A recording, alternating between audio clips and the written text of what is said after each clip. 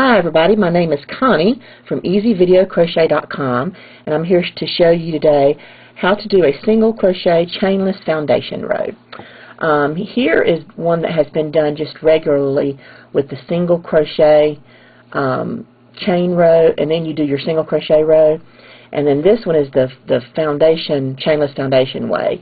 And what you notice is that the chainless foundation one has a lot more stretch. And that really comes in handy with a lot of your crochet projects where you want, like if it's an article clothing, a sweater or something, you really want more stretch at the bottom hem of your sweater, or for socks if you're starting at the top and working cuff down. So a lot of ways that'll come in handy. So let's get started. And this video has been brought to you courtesy of allfreecrochet.com, so be sure and check them out. We want to start with a slip knot, and I like to do that with my index finger holding the end of the yarn, and just make a loop, palm facing towards you, turn your palm away from you, reach through that hole, and then just grab that other end, and that easily pulls up a loop for you to put your hook in and get started. Now with single crochet chainless foundation, you do have to chain 2 to get started. So there's 1, yarn over, pull through, and that's 2. And you can see that I've got the 2 V's to start. And if you turn a little bit to the side, you can see that there are 2 like loops or strands on the back that are formed when you start that loop. And those are what we're going to need to pick up when we start. So hold your finger on your hook if you need to, if you feel like it's going to slide off.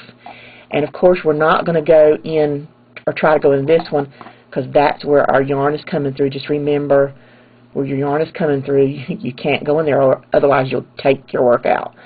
So I'm going to put my hook down into, like I'm doing a single crochet, down into that V.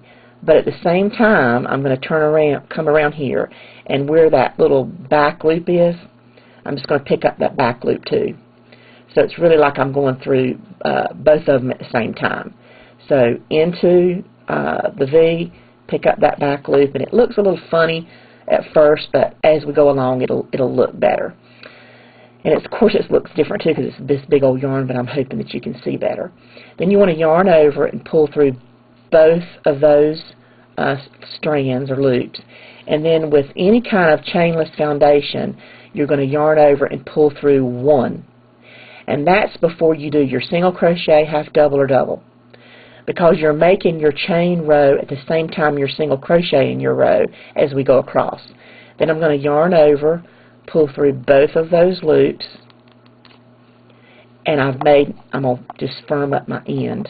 And I've made my first, you can see the V there, my first single crochet and my first chain. And now we're going to need to do it, start again. And of course, we're not going to pay attention to this up here. That's not where we go. We're going to need to go down here into this V. And I know it's a little hard to see, but it's that V right there. And so I'm going to go into that V. But I also need to pick up that back strand. So just make sure it goes through that back strand as well. That just keeps you from having holes at the bottom. And then yarn over, pull through both of those. Okay, yarn over, and I always pull through 1, just 1, with any that you do. Then I can finish my single crochet by yarning over and pulling through both. Now I've got 2.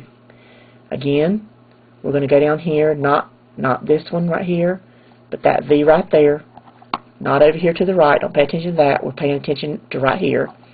So I'm going to go in that V right there.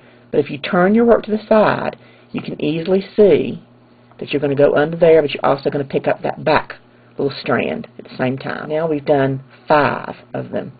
And if you sort of turn and look at the back, you can see that it's sort of making upside down V's on this side.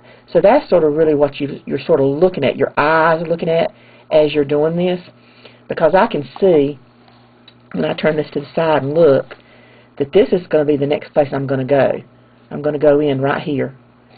So That's exactly where I'm going to go, and my finger's already there ready. And like I said, the further along you go, the easier it gets.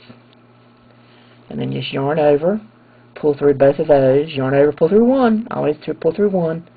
And then once you've done that, because like I said, we're making our chain at the same time, then you can do your single crochet. And now we've made 6. Now when you turn and you get ready to finish your work, you just turn the same way you do an all crochet. And you have to chain 1 before you turn, because you have to get that height. So you have to chain 1 before you turn. And so after you've got that first foundation row worked, then it's just simple. I mean, you just keep single crocheting just like you normally would all the way to the end. And when you get to the end, you can easily see that last little V right there.